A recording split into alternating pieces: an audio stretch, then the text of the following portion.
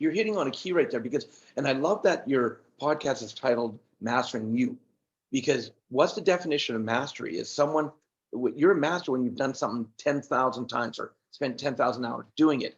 And that's the biggest difference between a lot of people is most people aren't willing to put the time in. Okay, Matt, I've come to you because I want to feel better. I want to release weight, and I want to see the results in 2 weeks, right? Yeah. And they want, again, it comes back to that instant gratification. And so you've got to have the attitude of stick to itness. One of my favorite quotes from one of my mentors is, every master was once a disaster. And you've got to be willing to go through the disaster stage. And when I look at wealth, it's not just financial. That's not just wealth. I'm a big believer because I never used to believe this until I got into personal development and started working on me. But we're holistic people. So you've got to work on the mental, the emotional, the spiritual, the physical, and the financial.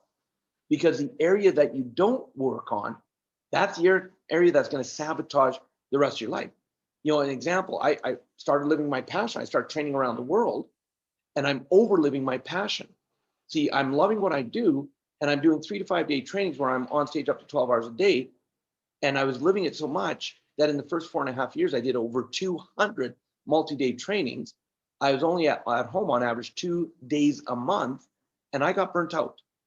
And because I wasn't taking care of my physical self, I ended up going through 2 back surgeries because I wasn't standing on stage properly. I wasn't, it was just, to me, it's just go, go, go. I wasn't worried about taking care of everything.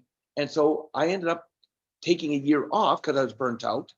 But with my back surgeries, that 1 year turned into 3.5 years off.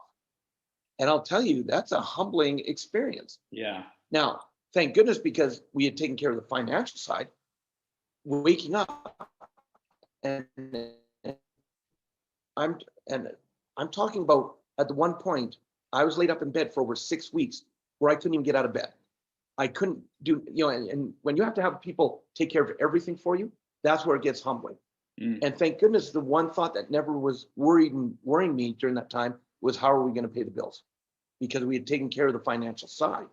So thank goodness I had the space financially to not have that worry added on to everything else that was going on in my life at that time, right? So you've got to look at the mental, the emotional, the spiritual, the physical, and the financial.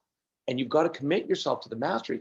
That's why today I will still be, even though I teach all over the world, I am a student.